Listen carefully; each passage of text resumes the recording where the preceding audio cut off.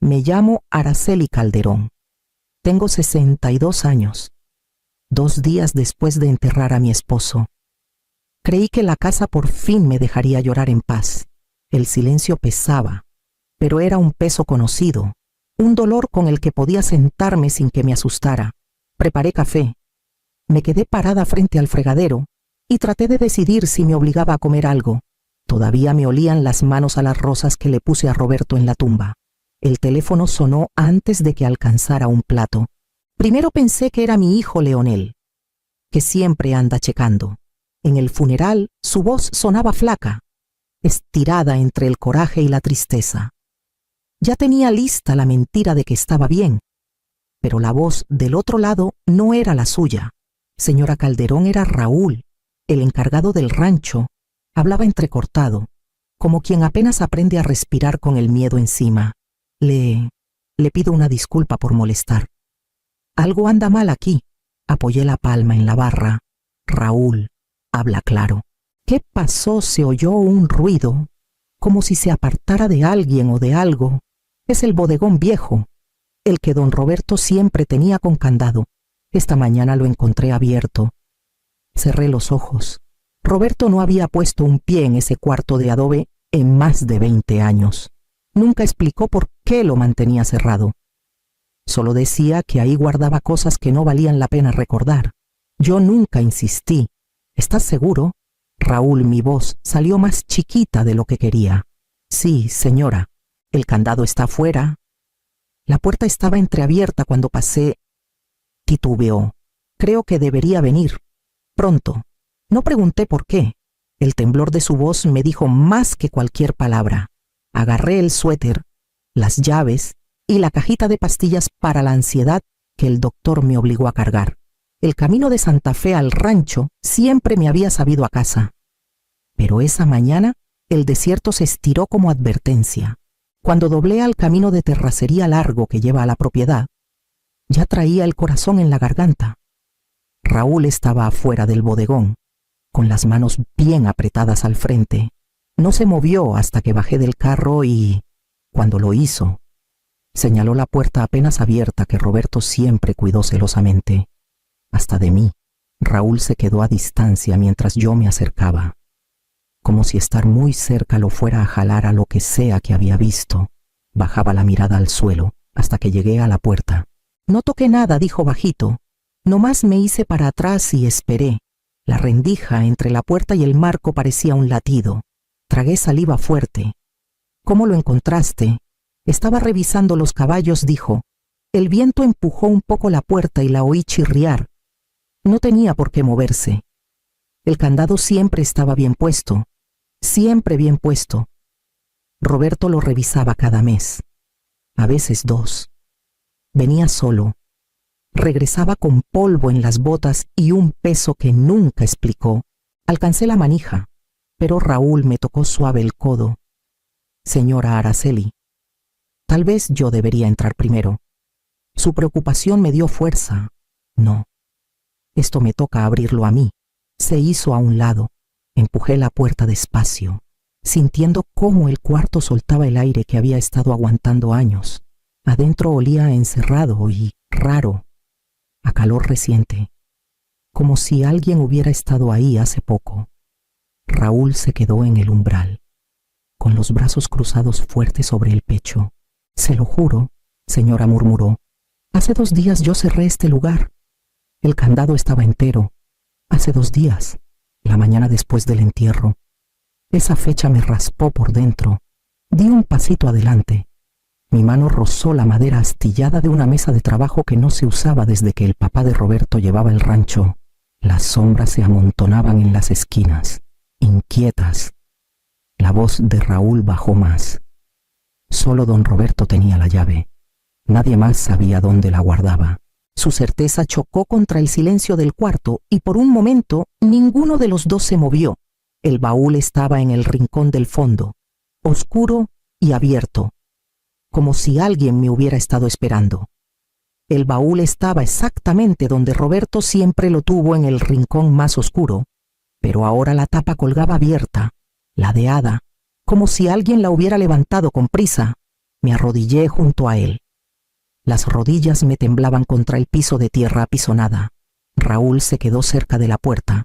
Yo no abrí eso, dijo. Jamás. Asentí, aunque me faltaba el aire. Adentro había una pila de carpetas legales de las que Roberto siempre quiso manejar él solo. El documento de arriba me atrapó la mirada. Los dedos me quedaron flotando encima de la línea de la firma antes de tocarla. Araceli, susurró Raúl. ¿Qué es la fecha?, dije. La tinta seguía fuerte. Los trazos inconfundibles. Esto lo firmó 3 días antes de morir. Raúl se acercó un poco, pero con respeto. Don Roberto estaba muy reservado esas últimas semanas. Reservado era poco decir para el distancia que se había metido entre nosotros.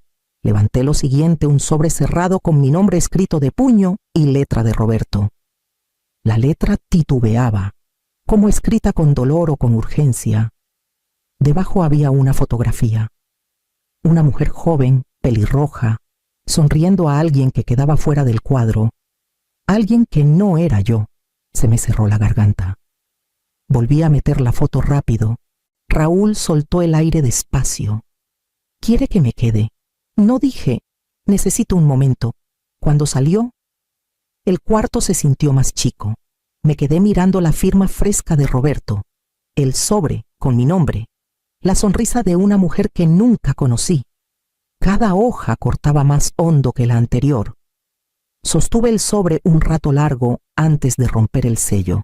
La letra de Roberto siempre había sido firme, terca, pero la primera línea temblaba en el papel.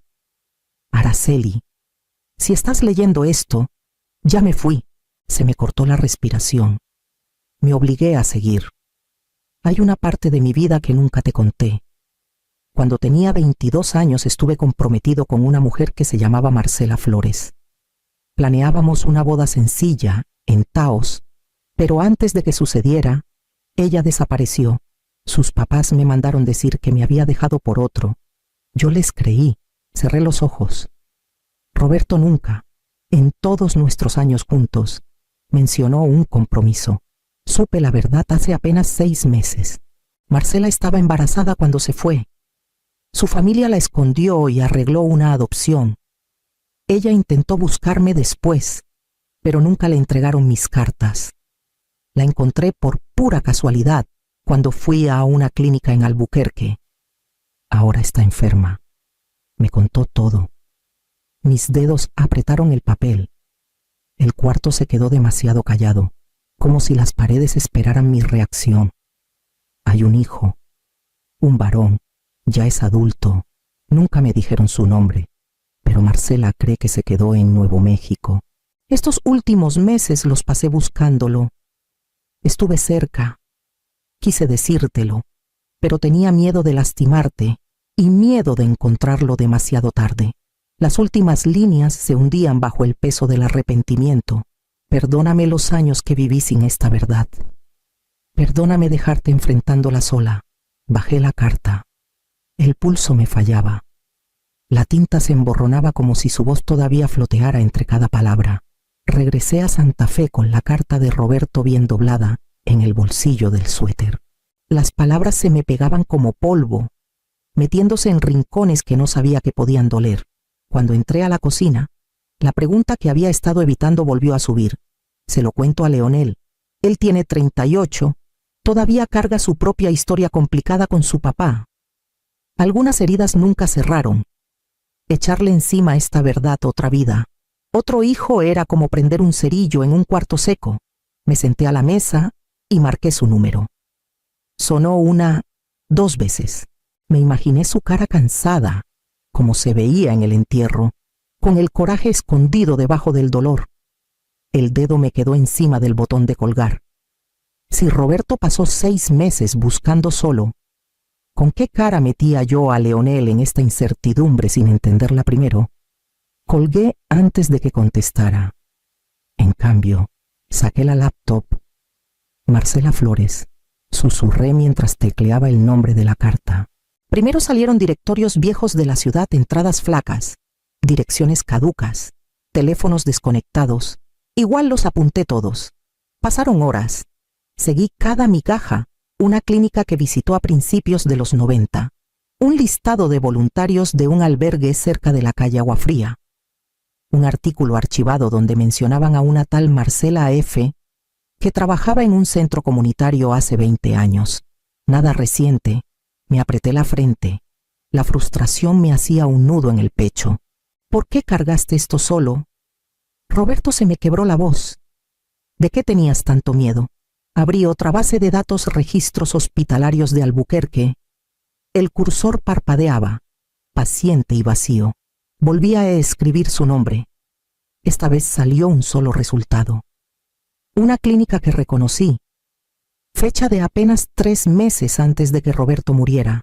El cuarto se me vino encima cuando le di clic.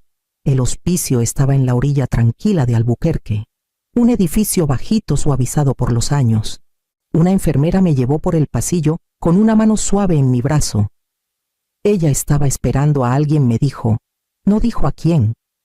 Marcela estaba recostada contra un montón de almohadas, el pelo reducido a hebras plateadas. Por un segundo solo vi a la mujer de la foto, joven, pelirroja, sonriendo al hombre que la amaba. Luego abrió los ojos y me miró con un reconocimiento lento y deliberado. Tú eres su esposa, dijo, con una voz que apenas era suspiro. Me acerqué. Me llamo Araceli Calderón. Asintió. Un temblor le recorrió los dedos. Roberto vino aquí. No estaba segura de que tú vendrías. Un remolino de sentimientos me subió: coraje, duelo, unos celos que no quería tener. Pero su fragilidad lo suavizó todo. Tomé la silla más cercana. Encontré tu nombre en sus papeles.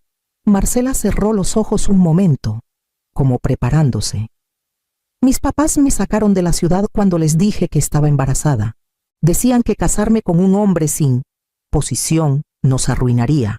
Ellos arreglaron todo: la mudanza, la adopción, las mentiras. Se le quebró la voz. Yo tenía 17 años. Creí que no tenía opción. Su edad me dejó helada. Más joven de lo que esperaba. Más joven de lo que cualquier mujer debería ser para que la hagan desaparecer. Después traté de buscar a Roberto, siguió. Le escribí cartas. Todas me las regresaron. Mi papá quemó la última enfrente de mí. Me apreté las manos para no temblar. Él pensó que lo habías dejado por gusto. Lágrimas se juntaron en sus ojos, brillando como arrepentimiento. Lo sé. Y yo lo dejé creer eso por décadas.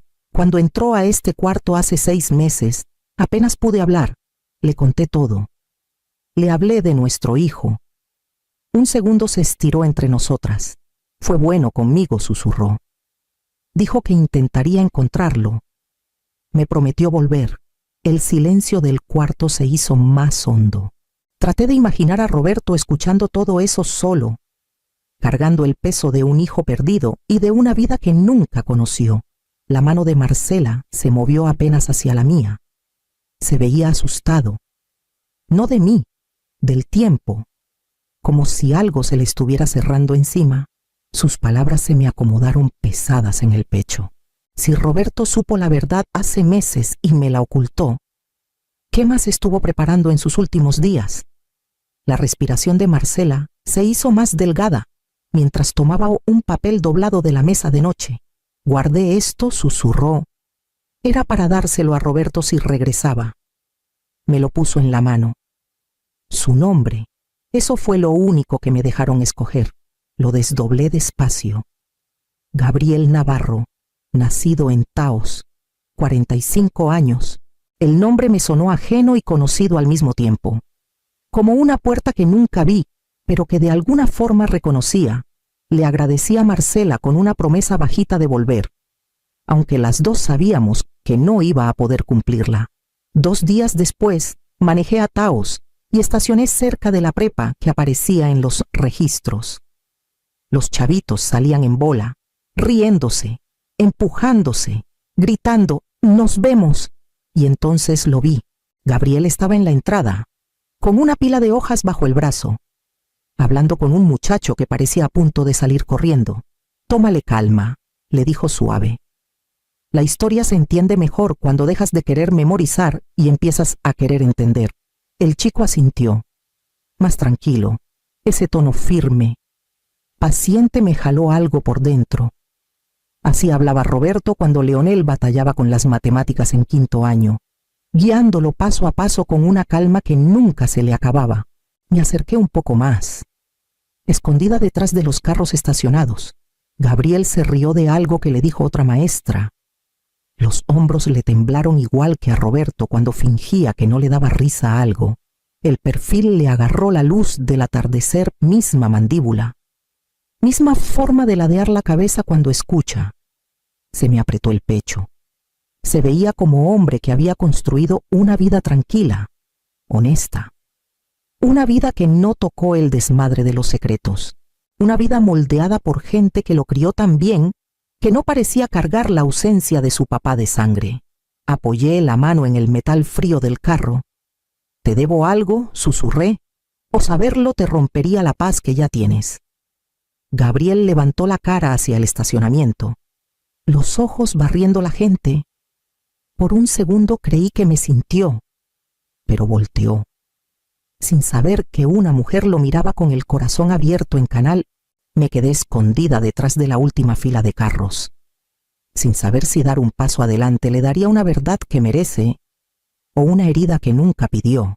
La llamada llegó mientras estaba parada frente al fregadero, todavía repitiendo la cara de Gabriel en mi cabeza.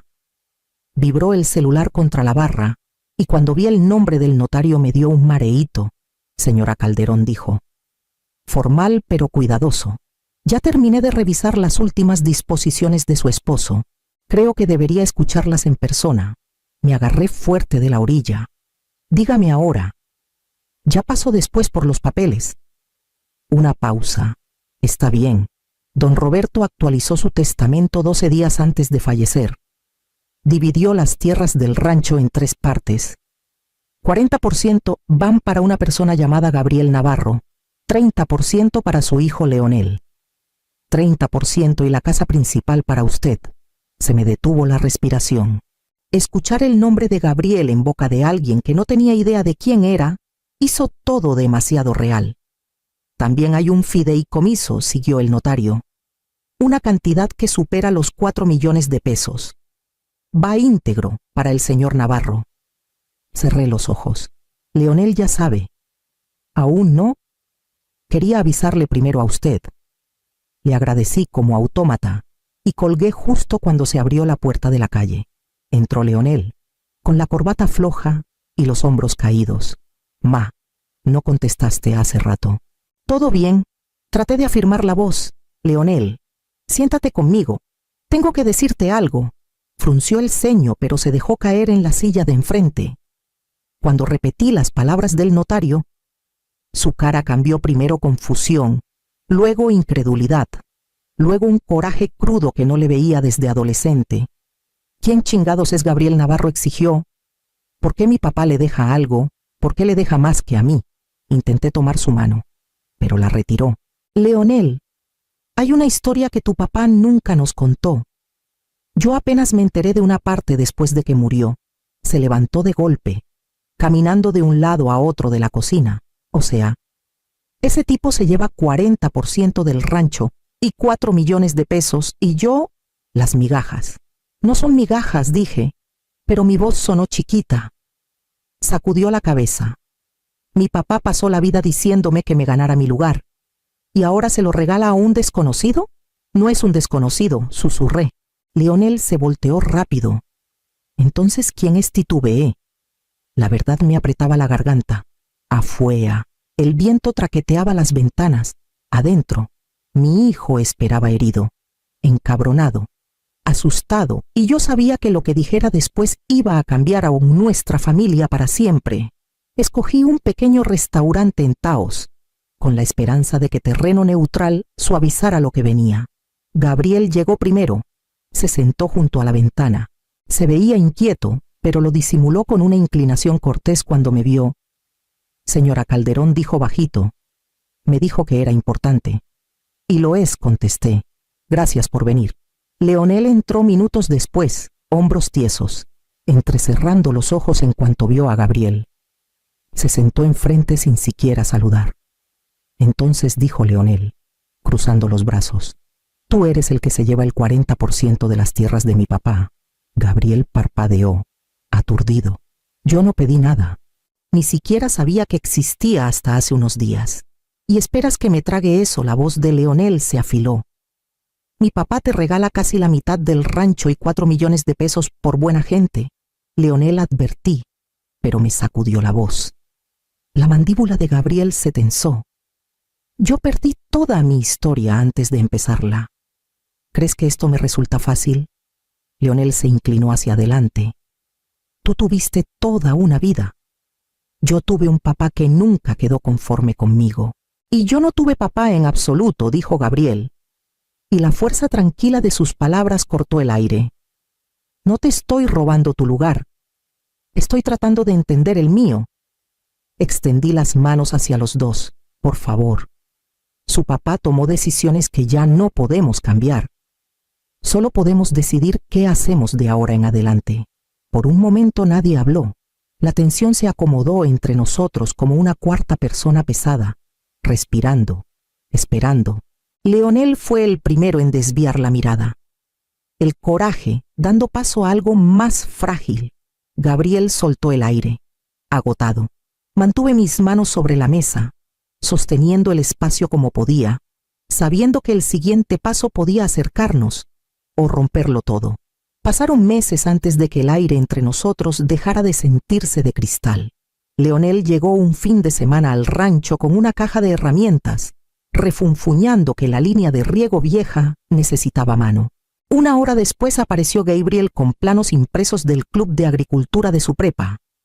Ahí estaban los dos, tiesos como postes, hasta que Leonel soltó: órale, enséñame qué traes. Gabriel desdobló los papeles. Es solo una idea. Podemos ampliar sin destrozar las hileras originales. Leonel miró los dibujos.